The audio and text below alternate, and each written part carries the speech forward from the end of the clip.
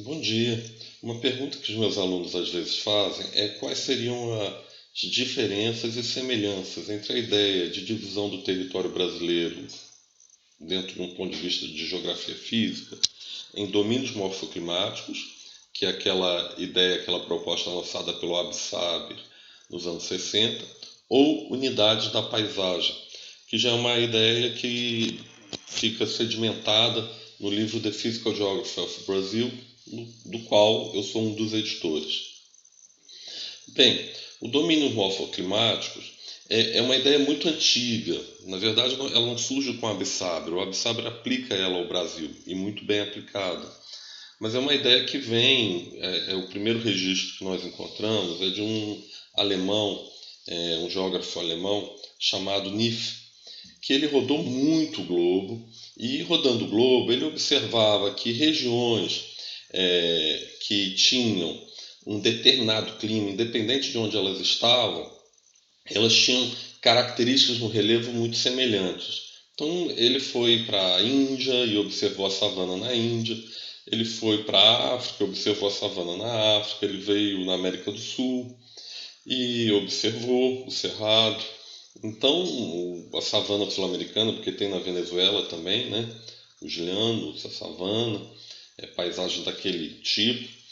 E aí, observando isso tudo, e outras também climas, ele traçou que existe uma relação grande do clima com a morfologia, né? Com o relevo da superfície terrestre, que às vezes o deserto do Saara tinha aspectos muito semelhantes com o da Austrália e coisas assim. Então não é só para o clima semiúmido, né, que é o típico da savana.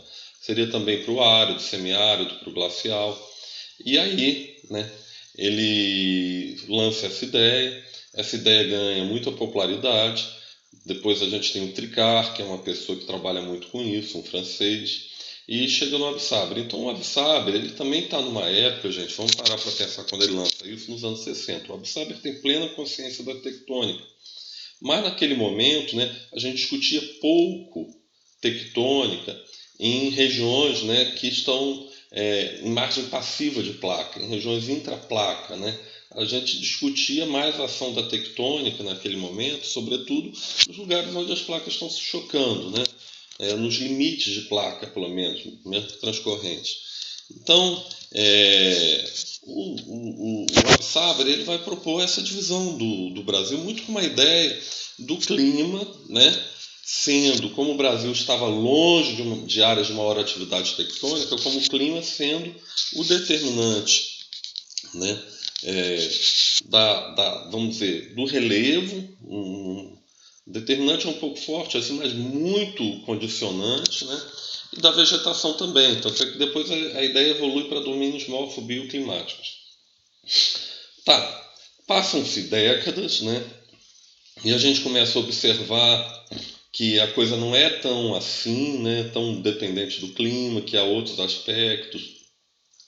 E que nós poderíamos também observar melhor as heranças tectônicas, olhar outros aspectos além do clima e tentar fazer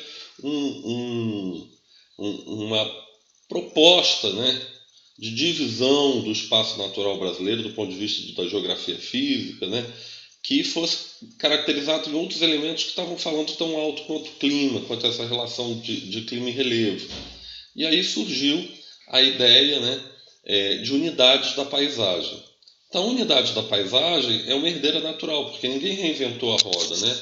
De fato, foi observado o trabalho do Absaber, que era muito bom, mas foi ponderado outros elementos, né, colocando um peso maior em elementos que não só o clima, a vegetação, a herança geotectônica do território, né, solos, essas coisas todas. E se lança a proposta de unidade da paisagem. Então seria uma proposta assim, que você teria um peso maior para outros elementos também. Né? Não que o Absaber ignorasse, mas o peso era menor nele. Na unidade da paisagem aumenta o peso, né, desses outros elementos. Então essa é a principal diferença. E outra, né, é que as áreas de transição, então o Absaber tinha áreas de transição muito grandes entre um domínio e outro.